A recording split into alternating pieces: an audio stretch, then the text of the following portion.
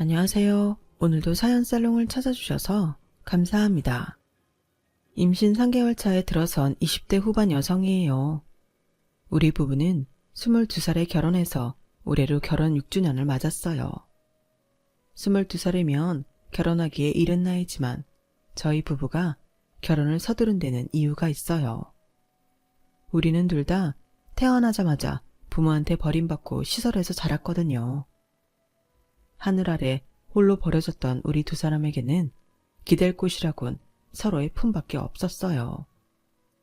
그래서 결혼을 서둘렀고 그 결정엔 아직도 후회가 없어요. 길지 않은 인생이지만 또래 친구들에 비해 파란만장한 삶을 살았던 우리 부부에게 시련은 일상과도 같은 존재였어요. 하지만 얼마 전에 있었던 사건은 지금까지 우리가 겪었던 그 어떤 시련과도 비교할 수 없을 만큼 저희 부부에게 커다란 상처를 안겨주었어요. 바로 남편의 친모, 제 시어머니가 남긴 상처였죠. 앞에서 말씀드린 대로 우리 부부는 돌도 되기 전부터 시설에서 자랐어요. 그러니까 우리 부부는 거의 인생의 시작부터 함께했다고 할 수 있죠. 어릴 때는 형제처럼 한 이불을 덮고 자랐고 청소년기가 돼서는 친구처럼 등하굣길을 함께했어요. 학교와 사회에서 받는 차별도 내 옆에 있는 남편 덕분에 참을 수 있었고 현실의 벽 앞에 좌절했을 때도 서로가 서로의 버팀목이 되어주었죠. 그러다 20살이 되던 해 우리는 시설을 나오게 되었어요. 우리 나이에는 꽤 큰 돈이었지만 현실적으로는 월세방 보증금도 될까 말까한 금액의 정착금으로 시설이라는 울타리 밖에 새로운 둥지를 틀어야 했죠. 남편과 저는 부동산 거래 앱에 올라온 저렴한 월세방을 찾아 나섰어요. 하지만 앱에 올라와 있던 매물은 막상 찾아가 보면 다 빠지고 없기 일쑤였고 부동산 중개사가 소개해주는 집은 가격도 높고 시설도 형편없는 게 태반이었어요. 아직 사회 경험이 없던 저희는 방을 구하러 다니는 내내 닳고 다른 어른들한테 휘둘리기만 했죠. 다행이라면 다행일까요? 저희한테는 한정된 금액 외에는 더 이상 돈이 나올 구멍이 없었기 때문에 나쁜 어른들의 소나기에서 놀아나지 않을 수 있었어요. 학생, 그 돈으론 서울에서 방 못 구해. 그러지 말고 부모님한테 말해서 돈 좀 마련해 달라고 해봐. 지금 가진 돈에 돈 1,000만 더 해도 훨씬 좋은 방 구할 수 있다니까? 설마 부모님이 자식 위해서 그 정도 못 해주실까? 누군가에겐 쉬운 일일지 모르겠지만 적어도 저희 두 사람한테는 절대 불가능한 일이라는 걸 그분들은 모르시더라고요. 결국 방 구하는 게 녹록지 않았던 저희는 시설에 자원봉사를 하러 오는 대학생 언니 오빠들한테 도움을 청했어요. 그랬더니 며칠도 안 돼서 대학가 주변에 저렴한 방을 구해주었어요. 그렇게 구한 방 중에 하나는 제가 하고 나머지 방은 남편이 하기로 했는데 계약 첫날 돌연 남편이 계약을 안 하겠다고 하지 뭐예요. 야, 너 정말 계약 안 할 거야? 퇴소하면 당장 갈 곳도 없잖아. 그게 어쩌면 방을 구하지 않아도 될지 몰라서 말이야. 왜? 혹시 숙식 제공되는 일자리라도 구한 거야? 그래서 그래? 좀 비슷해. 내가 확실해지면 그때 말해줄게. 남편이 뜨뜻미지근한 대답을 하곤 자리를 피하는 통에 내심 서운하기는 했지만 평소 저보다 꼼꼼한 성격으로 봐서 분명 섣불리 저러는 건 아닐 거라고 생각했어요. 그런데 퇴소를 앞두고 하루는 남편이 제게 그러는 거예요. 시원아, 이거 비밀인데 나 엄마 찾았어. 시설에서 나가면 엄마랑 살 거야. 무엇보다 반가운 말이었지만 그 말을 듣는데 순간 가슴이 철렁했어요. 그동안은 서로 같은 처지였기에 누구보다 가깝게 느껴졌었는데 이제는 더 이상 우리가 같은 처지가 아니게 되었으니까요. 난 여전히 어두운 터널 속을 걷고 있는데 남편은 저 멀리 밝은 곳에 나가 있구나 하는 생각에 마냥 축하해 줄 수만은 없더라고요. 물론 겉으로는 웃는 얼굴로 축하한다는 말은 했지만 그런데 이어진 남편의 말에 약간 의구심이 생기더라고요. 근데 말이야, 이거 원장님이랑 선생님들한테는 비밀이다. 실은 엄마가 나랑 살 집을 구하는데 돈이 부족해서 내 정착금도 보태야 하거든. 그러니까 나 엄마 찾은 거 비밀로 해줬으면 좋겠어. 엄마는 아무한테도 말하지 말라고 했지만 그래도 너한테는 말해야 할 것 같아서 말하는 거야. 걱정 마, 얘기 안 해. 근데 나는 좀 걱정이 돼. 너희 엄마가 정말 같이 살겠다고 한 거 맞는 거지? 집은 어디에 구했는지 가봤어? 솔직히 돈이 부족하면 집 규모를 줄여가면 될 텐데 굳이 네 정착금까지 달라고 했다는 게 나는 좀 마음에 걸려. 정말 믿을 수 있는 거야? 그 말에 남편은 불같이 화를 냈어요. 야, 이시원, 너 지금 우리 엄마를 의심하는 거야? 아무렴 엄마가 자식한테 거짓말을 하겠냐? 왜? 내가 엄마 찾았다니까 배 아파서 그래? 나랑 같은 고아로 살다가 나만 탈출하는 것 같아서 배 아파 그러냐고. 정연이 너 무슨 말이 그러니? 난 그저 네가 걱정돼서. 그러자 남편은 제 말을 뚝 자르며 말했어요. 됐어. 그깟 걱정 필요 없으니까 앞으로 내 일에 상관 마. 시설 퇴소를 며칠 앞두고 20년 가까이 친구이자 남매처럼 지냈던 우리는 그렇게 갈라서게 되었어요. 퇴소 후 저는 계약해둔 집으로 이사를 했어요.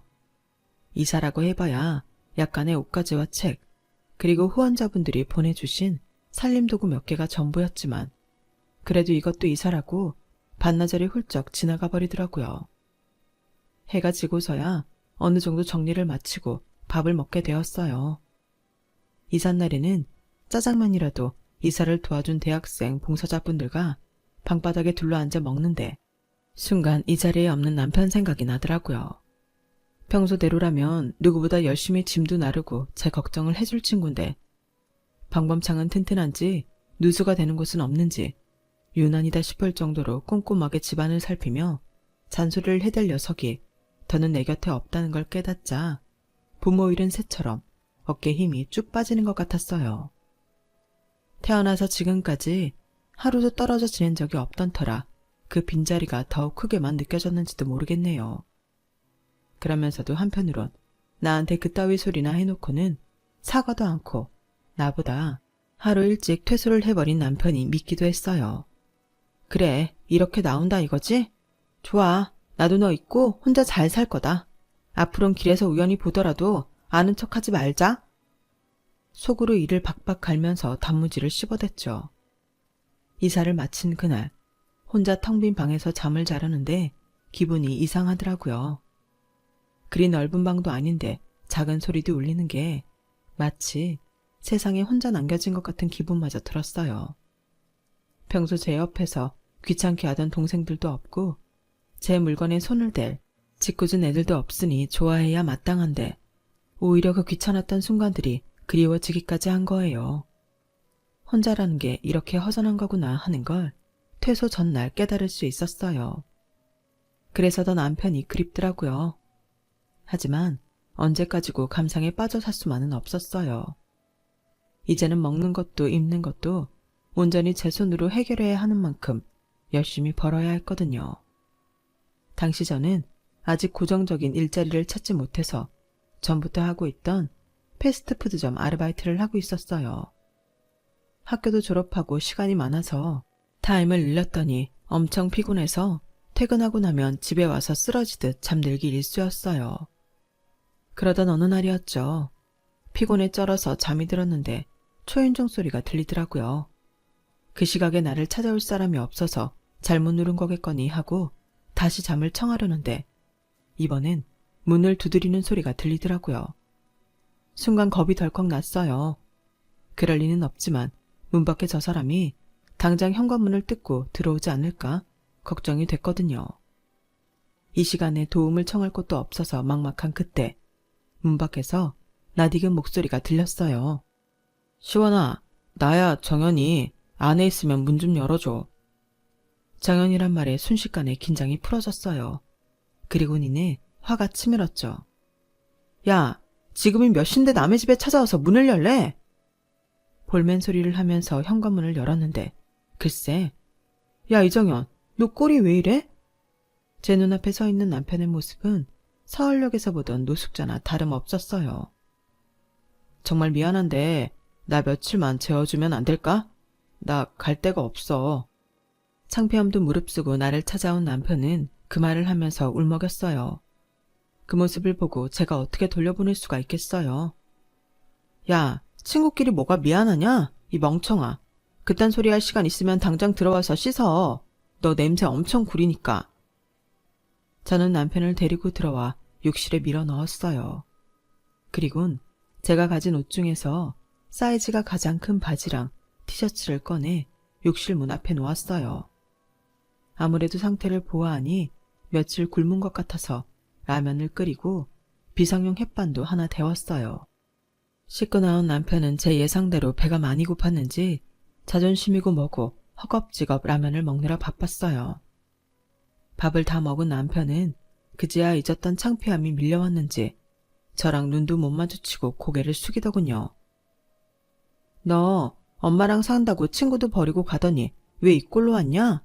혹시 너 엄마한테 쫓겨났냐?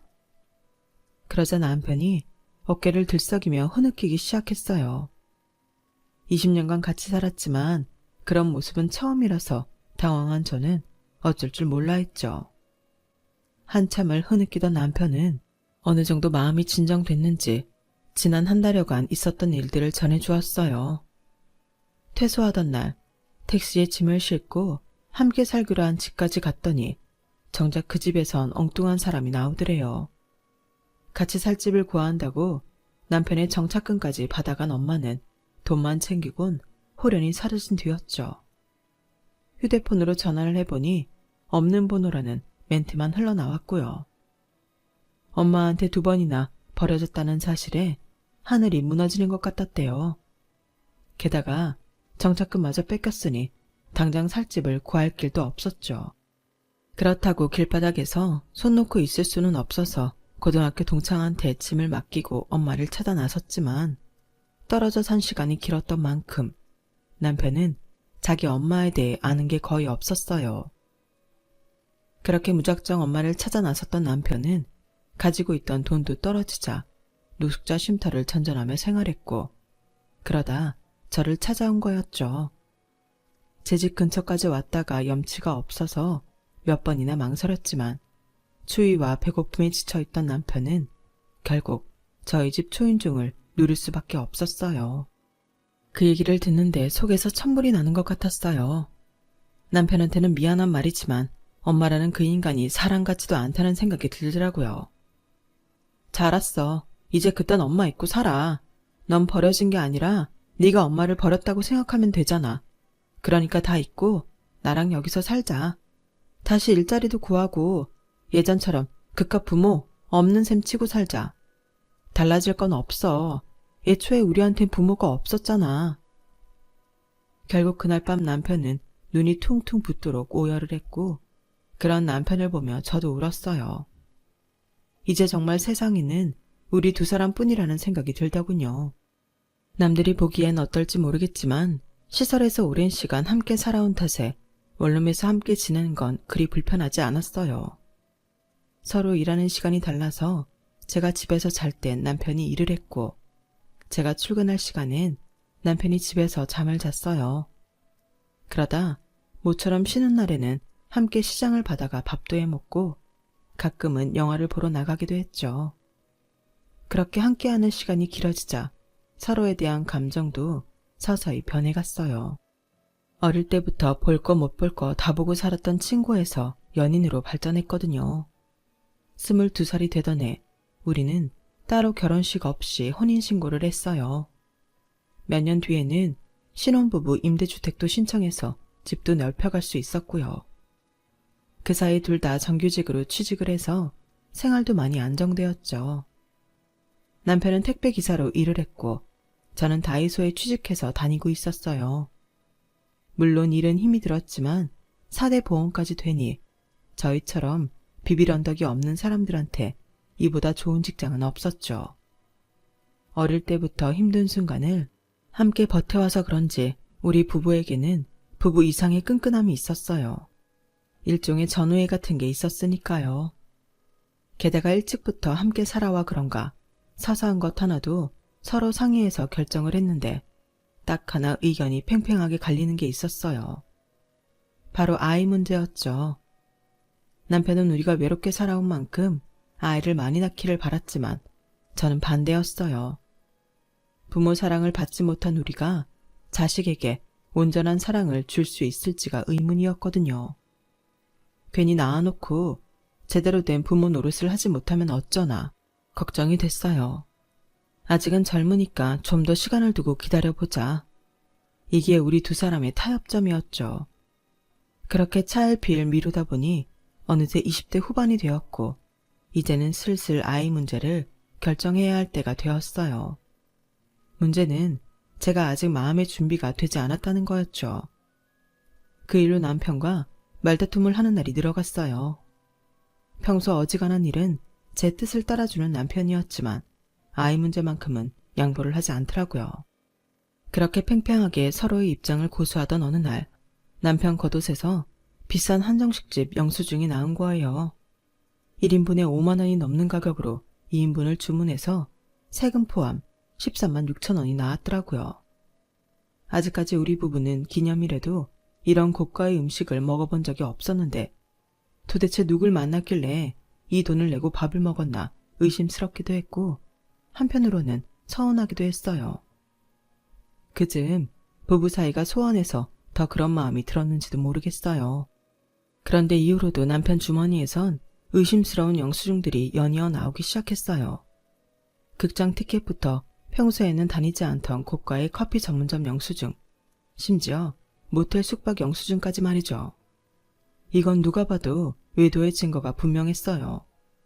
그래서 남편의 뒤를 밟기로 하곤 쉬는 날 아침부터 외출을 하는 남편을 따라 나섰어요. 남편은 렌트카까지 빌려서 누군가를 태우고 교회로 나가더군요. 도착한 곳은 과천에 있는 놀이동산이었어요. 나와는 한 번도 이런 곳에 온 적이 없었는데 남자가 바람이 나니 사람이 변하는구나 싶더라고요. 그런데 조금 가까이 가서 보니 남편과 팔짱을 낀 여자가 조금 이상한 거예요. 젊은 여자가 아닌 중년 아줌마였거든요. 두 사람은 연인 사이라기보다는 딱 봐도 부모 자식처럼 보였어요. 순간 설마 하는 생각이 들더라고요. 아니야, 그럴 리 없어. 2번이나 자기를 버린 엄마랑 저렇게 다정하게 다닐 리는 없지. 그러면서도 한편으로는 그동안 나 몰래 모자가 만나왔던 건가 하는 의심이 들었어요. 그날 저는 더는 남편의 뒤를 밟지 않고 혼자 집으로 돌아갔어요. 그리고 그날 밤 남편한테 물었죠. 오늘 놀이동산에서 데이트를 했던 사람이 누구냐고요. 너 거기 왔었어? 설마 나 미행한 거야? 지금 그게 중요하니?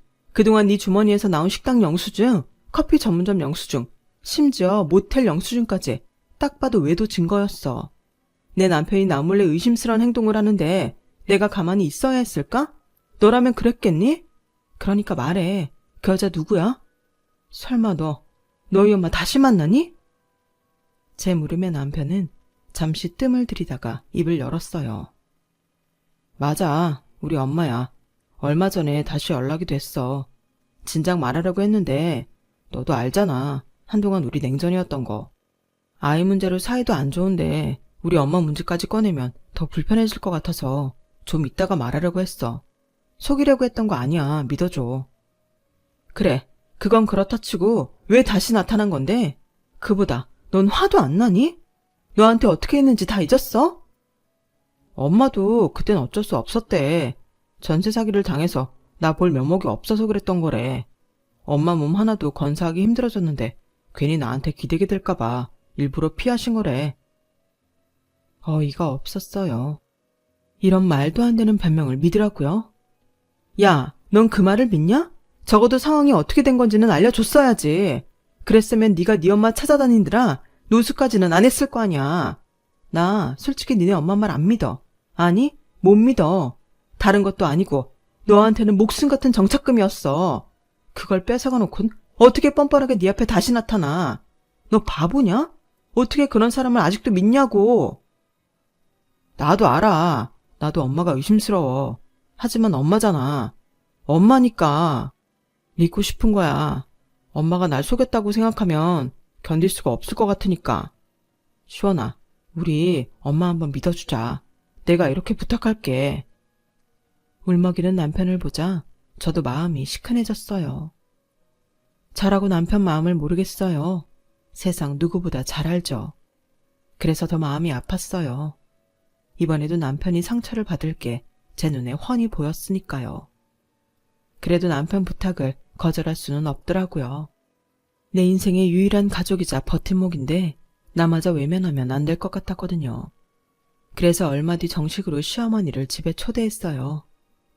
자식을 2번이나 버린 모진 사람치고는 꽤나 수수하고 선해 보이는 인상이더라고요. 이런 사람이 어떻게 자식 가슴에 2번이나 비수를 꼽았을까 의아할 정도였죠. 남편은 평소보다 들뜬 표정으로 자기 엄마한테 저를 소개했어요. 시설에서 함께 자라온 것과 자기가 힘들 때 선뜻 방 한 켠을 내어준 사람이라고 말이죠. 그랬구나. 그때 그 친구구나. 미안해요. 내가 전세 사기를 당하는 바람에 그쪽한테도 신세를 지게 되었네요. 엄마도 참 그쪽이 뭐야 며느리한테. 하참 그렇지. 내가 죄 많은 애미라서 며느리라고 부를 염치가 없네. 괜찮다면 날 시어머니로 받아줄래요? 선택의 여지가 없는 상황이라 저는 고개를 끄덕였어요. 남편이 기대에 찬 눈빛으로 바라보고 있는데 싫다고 할 수 없었거든요. 그래요. 그럼 지금부터는 내가 말 놓을게요. 우리 앞으로 잘 지내보자 며느라. 제 손을 꼭 잡으시곤 선하게 웃으시는데 그 모습이 제 눈에는 가면 쓴 독사처럼 느껴졌어요. 그래서 온몸에 소름이 돋더라고요. 그날 인사를 나눈 뒤 시어머니는 수시로 집에 찾아왔어요. 택배 일을 하는 남편은 늦게 퇴근을 해서 먼저 퇴근해 있던 제가 시어머니를 만난 날이 많았어요. 그러다 보니 자연스레 시어머니랑 보내는 시간이 많았어요. 처음엔 나긋나긋하게 저를 대하시던 시어머니는 조금씩 특유의 시어머니 노릇을 하려 들었어요. 제 반찬 솜씨를 가지고 타박을 하거나 옷장에 걸린 남편 옷을 보고는 타박을 하시더라고요. 예, 넌 네 남편을 뭘로 아는 거냐? 세상에, 이게 옷이니? 거적대기지? 어떻게 된 게 입을 만한 옷이 하나도 없니? 넌 네 입을 옷은 사들이면서 네 남편은 이렇게 거지꼴로 다니게 하니? 지금까지 이러고 산 거야? 세상에. 그리고 말 나온 김에 얘기 좀 하자. 너 애 안 갖겠다고 그랬다며? 어머님, 그게 아니라 아직 마음의 준비를. 그러자 제 말을 딱 자르며 한숨을 쉬시더라고요. 세상에 기가 막혀서 말도 안 나온다. 예, 니들처럼 부모 없이 자란 애들은 하나라도 더 낳아서 북적대고 살아야 하는 거야. 근데 뭐? 마음의 준비? 넌 무슨 놈의 준비를 6년이나 하니? 그 놈의 마음은 이번 생에 준비가 되긴 하는 거냐? 쓸데없는 고집 부리지 말고 애부터 가져. 난 또 뭐 대단한 이유라도 있다고? 네 고집 때문에 우리 집 대 끊을 생각 말고 얼른 애부터 낳아. 굴러들어온 돌이 박힌 돌 빼낸다는 말은 익히 들어와서 알고 있었지만 그 말을 이렇게 심하게 실감하게 될지 몰랐어요. 시어머니는 저희 부부의 은밀한 영역까지 침범해서는 자기 뜻대로 휘저으려 하셨어요. 솔직히 당장이라도 대들고 싶었어요. 어머님이 언제부터 엄마 노릇을 했다고 이러시는 거예요. 괜히 잘 살고 있는 우리 부부 사이에 분란 일으키지 마시고 가만 계세요. 하지만 목구멍까지 올라온 이 말을 그대로 삭힐 수밖에 없었어요. 제가 이렇게 따졌다가는 상처는 고스란히 제 남편이 받게 될 테니까요. 그런데 얼마 뒤 기암을 토할 일이 생긴 거예요. 그동안 하루 이틀 주무시고 가시는 날은 몇 번 있었는데 아이의 짐을 싸들고 저희 집으로 들어오시겠다지 뭐예요? 그 말에 놀란 건 남편도 마찬가지였어요. 엄마, 그건 이 사람이랑 상의를 해봐야 해요. 나 혼자 결정할 수 있는 일이 아니니까요. 아니, 네가 이 집의 가장인데 내가 이 집에 들어와 사는 걸 네 처 허락을 받아야 한다는 거니? 너 혹시 엄마가 너 시설에 버렸다고 미워서 그러는 거니? 그런 거라면 알았다. 내 생각이 짧았어. 엄마는 이제라도 우리 아들이랑 같이 살면서 그동안 못 준 적 나누고 살고 싶어서 그랬던 것뿐인데 내가 너무 염치가 없었구나. 내 아들이 날 이렇게 미워하는 줄도 모르고 말이야. 보란듯이 눈물까지 글썽이며 마음 여린 제 남편을 자극하자 남편은 집가방을 들고 자리에서 일어서려는 시어머니 팔을 잡았어요. 엄마, 그런 거 아니에요. 내가 왜 엄마를 미워해요? 절대 아니에요. 저는 단지 우린 한 가족이니까 시원이 의견도 들어봐야 한다는 얘기였어요. 그래? 그럼 며느리 넌 어떻게 생각하니? 나 이 집에서 살아도 되겠니? 공은 돌고 돌아 제게 던져졌고 지금 제가 안 된다고 하면 저는 헤어진 지 28년 만에 모자로 살아보겠다는 사람들을 떼어놓는 천하의 인정머리 없는 여자가 되는 거였어요. 제 처분만 바라고 있는 두 사람의 눈빛에 저는 온몸에 기운이 쭉 빠지더라고요. 도대체 나한테 왜 이러나 하는 생각만 들었어요. 허락을 하자니 내가 힘들 게 뻔했고 반대를 하자니 마음이 힘들어질 것 같아서 자포자기하는 심정으로 마음대로 하라고 했어요. 그렇게 시어머니는 저희 집에 들어와 살게 되었어요. 말로는 맞벌이를 하는 저희 부부를 대신해 살림을 살아주겠다고 했지만 퇴근 후 지친 몸을 이끌고 돌아와 보면 집안은 돼지우리나 다름없이 어질러져 있었어요. 하루 종일 까대기에 제품 정리까지 하느라 온몸이 천근만근인데 엉덩이 한번 붙일 새 없이 시어머니는 일을 시켰어요. 얘, 너 음식 한 좀 약하게 해야겠더라. 짜게 먹으면 몸에 안 좋아. 그리고 반찬에 신경 좀 써라. 육류는 소량으로 자주 먹는 게 좋아. 우리 아들이 몸 쓰는 일 하는 앤데 풀떼기만 먹여서야 되겠니? 그리고 상해 생선도 자주 올려라. 등푸른 생선이 몸에 좋은 건 알지? 그리고 반말인데 넌 흰쌀밥밖에 못하니? 요즘 귀리나 카무트 같은 잡곡도 많이 팔던데 그런 것도 좀 섞어서 해. 하나를 먹더라도 몸에 좋은 걸 먹어야지. 생활비 한 푼 안 내면서 어찌나 따지고 가리시는 건 많은지 시어머니가 집에 들어오고 난 뒤로 생활비가 배는 더 들었어요. 거기다 하루 종일 집에 있으면서 세탁기 한번 안 돌리면서 빨랫감은 또 왜 그리 많이 내놓으시는지 몰라요. 당신은 같은 이불을 3일 이상 못 덮는다면서 이불 빨래만 일주일에 2~3번은 시키는데 정말 감당이 안 되더라고요. 그렇게 깔끔 떨 거면 당신이 세탁기 좀 돌리면 좀 좋아요. 꼭 일하고 돌아와 지친 저한테 시키니 정말 죽을 맛이더라고요. 처음 약속과 달리 저는 늘어난 집안일로 육체적 고통과 정신적 스트레스가 날로 높아지자 저도 더는 못 참겠더라고요. 그래서 시어머니한테 집안일 좀 분담해서 하자고 했어요. 그랬더니 어쨌는지 아세요? 멀쩡히 TV를 보고 있다가 제 남편이 현관에 들어서는 소리가 들리자 갑자기 대성통곡을 하며 며느리가 시애미 구박한다고 고래고래 소리를 지르는 거예요. 내가 죄인이지. 자식 버리고 산 주제 이제 와서 애미 노릇하겠다고 찾아온 내가 미친년이야.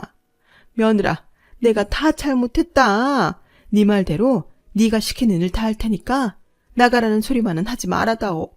내가 내일부터 새벽같이 일어나 아침밥도 짓고 청소에 빨래까지 다 맡아 할 테니까 나 좀 내 아들 곁에서 살게 해주렴. 내가 살면 얼마나 살겠니? 남은 인생 금쪽 같은 내 새끼 곁에서 살아보고 싶은 애미 마음을 이해 좀 해주면 안 되겠니? 네가 시키는 건 다 할 테니 제발. 시어머니가 닭똥 같은 눈물까지 뚝뚝 흘리며 내 다리를 잡고 통곡하자 남편이 제게 불같이 화를 냈어요. 야, 이시원, 너 우리 엄마한테 뭐라고 한 거야? 너 없을 때 너 항상 이렇게 우리 엄마를 구박했던 거니? 네가 뭔데 우리 엄마한테 이래? 나도 용서하겠다는데 네가 왜 난리냐고. 아들아, 이러지 마라. 얘는 잘못 없다. 다 내 탓이야. 내가 집안일 소홀히 해서 그래서 얘가 한 소리 한 것뿐이야. 다 이애미 탓이니까 네 처한테 뭐라고 하지 마라. 아주 누가 보면 제가 시어머니를 구박하는 줄 알 정도로 시어머니는 쇼를 해댔어요. 적어도 남편은 어머니의 눈간에 확실히 넘어간 것 같더라고요. 남편은 결혼 이후 처음으로 얼굴까지 붉히며 제게 화를 냈고 제가 아무리 변명을 해도 들을 생각을 하지 않더라고요. 결국 그 일로 남편과 저는 한동안 말도 섞지 않았어요. 그때 처음으로 이혼에 대해 진지하게 고민을 하게 되었죠. 하지만 이렇게 남편과 헤어지고 싶지는 않았어요. 언제고 시어머니는 제 남편을 상대로 단물만 빼먹고 버릴 게 뻔했으니까요. 비록 지금은 남편이 믿긴 했지만 그래도 끝까지 내 남편을 지켜주고 싶다는 마음이 더 컸어요. 그래서 참고 버티기로 했죠. 시간이 지나자 남편도 제게 너무했다 싶었는지 제 눈치를 슬슬 보더라고요. 그러자 시어머니가 이때다 싶었는지 남편과 제 사이에서 일부러 회방을 놓더라고요. 평소에 손에 물 한 번 안 묻히던 시어머니는 아들 먹인다고 삼계탕을 끓이질 않나, 갈비찜을 하질 않나, 아주 눈물겨워서 혼자 보기 힘들 정도였어요. 남편은 난생 처음 엄마가 해주는 음식을 받아 먹으면서도 표정이 어두웠어요. 아무래도 저한테 미안해서 그랬던 모양이에요. 아들, 왜 이렇게 안 먹어? 엄마가 기껏 힘들게 만들었는데 좀 더 먹어봐. 엄마, 미안한데요. 나 정말 속이 안 좋아서 그래요. 나중에 먹을 테니까 엄마 먼저 드세요. 왜? 몸이 어디 안 좋아? 혹시 아픈 데 있는 거니? 그런 거면 엄마랑 병원에 가자. 가서 검사 좀 받아보자고. 아니에요. 그냥 하루 푹 자면 돼요. 그런데 그 순간 어머님이 이성을 잃고 버럭 소리를 치더라고요. 네가 의사야? 니깎게 뭘 한다고 병원에 안 간대? 가서 검사 받고 몸에 이상이 있는지 확인해야 될 거 아니야. 내가 이 노력을 했는데 네가 몸에 이상이 있으면 그땐 내가 억울해서 어떡하냐고. 우리 상우 생각하면 한시가 급한데. 별거 아닌 일에 폭주한 시어머니에 남편도 저도 순간 깜짝 놀랐어요. 시어머니도 그제야 자기가 한 행동이 과하다는 걸 느꼈는지 수습을 하려고 안달을 했죠. 아니, 그러니까 나는 우리 아들이 걱정돼서 그런 거지 다른 뜻은 없어. 하지만 이미 남편은 미심쩍은 표정으로 변한 뒤였어요. 아들 걱정이 돼서 그런다고요? 아들 누구요? 방금 말한 상우라는 사람이요? 아니, 그게 그러니까 엄마가 다 설명할게. 일단 진정하고 숨 좀 고르고 얘기하자. 그냥 하세요. 저 멀쩡하니까. 왜 내 건강을 상우라는 사람이랑 관련지어 말하신 건데요? 내가 그 사람한테 내 장기라도 떼어줘야 하는 거예요. 그래서 나 찾아온 거였어요. 남편은 표정 변화 없이 담담하게 물었어요. 하지만 대답을 앞둔 시어머니는 손가락을 바들바들 떨 정도로 긴장한 티가 역력했어요. 실은 재혼해서 낳은 아들이 하나 있다. 어릴 때부터 간에 문제가 있었는데 얼마 전에 상태가 많이 안 좋아져서 이식밖에는 방법이 없다는구나. 그런데 애 아빠도 간이 안 좋아서 안 된다고 하고 나도 암 수술을 받은 적이 있어서 몸 상태가 그리 좋지가 않아. 믿을 거라곤 너 하나뿐이야. 이렇게 된 거 부탁 좀 하자. 우리 상우한테 간 좀 떼어줘. 많이도 아니야. 너 생활하는데 불편하지 않을 만큼만 떼어갈게. 엄마가 이렇게 부탁한다. 그 말을 듣는데 기가 막혀서 말이 안 나오더라고요. 돈도 아니고 이젠 간까지 떼어달라고요? 나만 놓고 버릴 땐 언제고 자기가 필요할 때만 찾아와서 이용해 먹고 가는 게 무슨 엄마래요? 그런데도 남편은 얼굴색 하나 변하지 않은 채 조용히 말을 이어갔어요. 제 간이면 돼요. 그거면 엄마가 행복해지시는 거예요. 그래, 다른 거 필요 없어. 엄마는 제발 우리 상우 위에 간만 떼어준다면 정말 바랄 게 없이 행복할 거야. 그 말에 남편은 자기 엄마 얼굴을 물끄러미 바라봤어요. 간절하게 매달리는 그 모습에 결국 남편은 눈물을 흘리더군요. 저는 남편이 어떤 심정으로 눈물을 흘리는지 누구보다 잘 알겠는데 시어머니는 그렇지 않았나 봐요. 이제 일이 다 성사됐다 싶었는지 들뜬 목소리로 그러는 거예요. 네가 택배 일한 데서 얼마나 다행이었는지 모른다. 하루 종일 뛰어다니는 일이니 따로 운동 안 해도 몸이 튼튼할 거 아니니.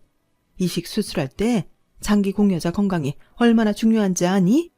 최고로 쳐주는 게 젊고 튼튼한 20대 장기란다. 아무래도 장기가 싱싱하니까.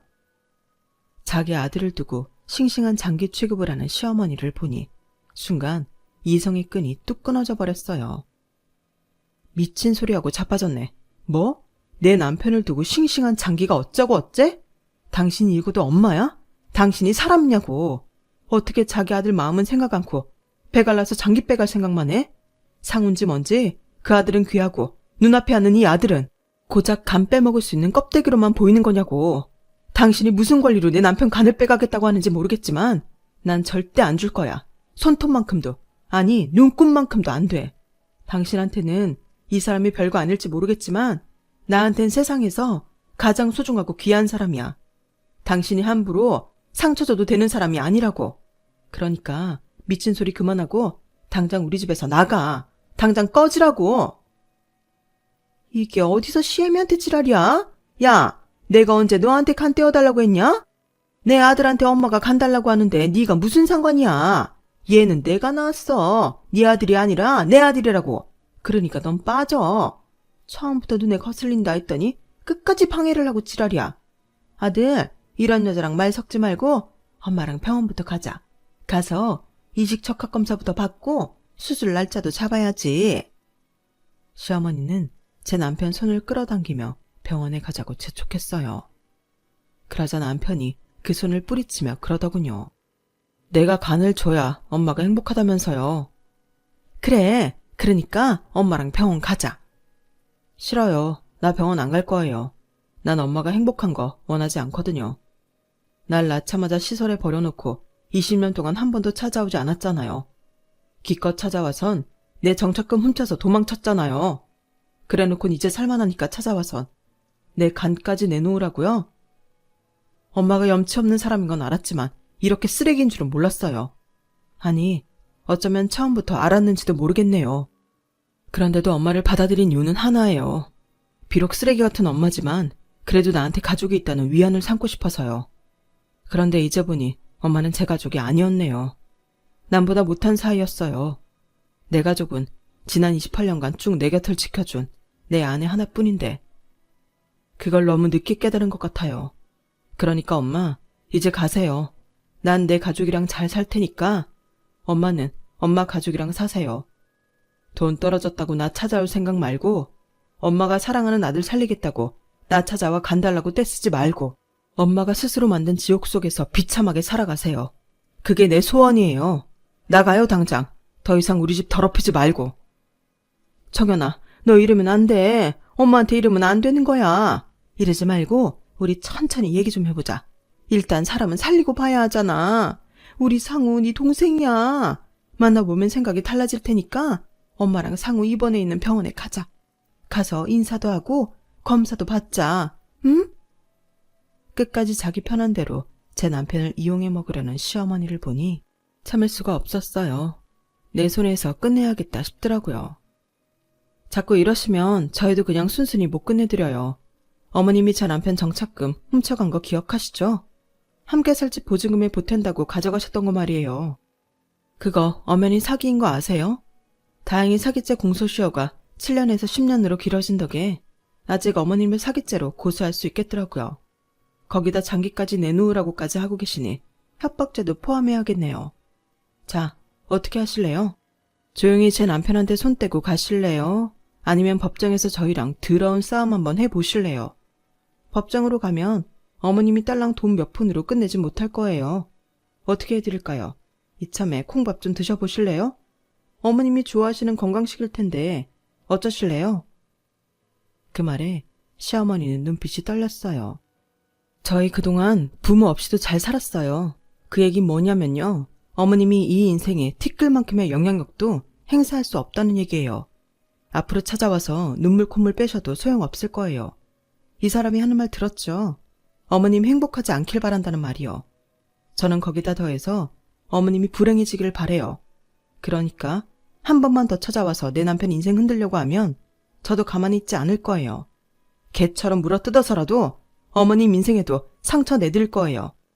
내 남편이 받은 상처에 10배, 20배로 갚아줄 테니까 자신 있으면 또 찾아와 보세요. 그땐 어머님 인생 개박살 날 각오하셔야 할 겁니다. 그날 짐을 싸들고 저희 집을 나간 시어머니는 2번 다시 연락조차 하지 않았어요. 그리고 며칠 뒤 우편함에 제 남편 앞으로 온 봉투가 하나 꼽혀 있었어요. 그 안에는 100만 원짜리 수표가 들어있더라고요. 남편이 시어머니한테 뺏겼던 정착금 액수만큼이었죠.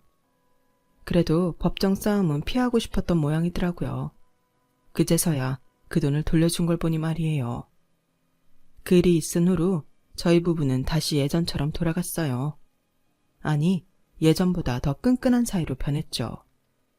그리고 그 덕에 지금 제 뱃속에는 새로운 생명이 들어있어요. 임신 사실에 놀라긴 했지만 눈물까지 흘리며 기뻐하는 남편을 보니 왠지 저도 뿌듯하더라고요. 아직도 제가 좋은 부모가 될 자신은 없지만 노력해 보려고 합니다. 남편과 함께라면 왠지 잘 해낼 수 있을 것 같거든요. 비록 서툴지는 몰라도 내 자식을 끝까지 책임질 수 있는 부모가 될 생각입니다. 그거야말로 우리를 버린 부모한테 하는 가장 우아한 복수가 아닐까 생각하거든요. 지금까지 제 사연을 들어주셔서 감사합니다. 들어주신 좋은 부모님들 항상 건강하시고 행복하세요. 여러분, 사연 댓글에 응원과 현명한 조언 부탁드려요. 좋아요와 구독은 저에게 큰 힘이 됩니다. 오늘도 좋은 일 가득하세요.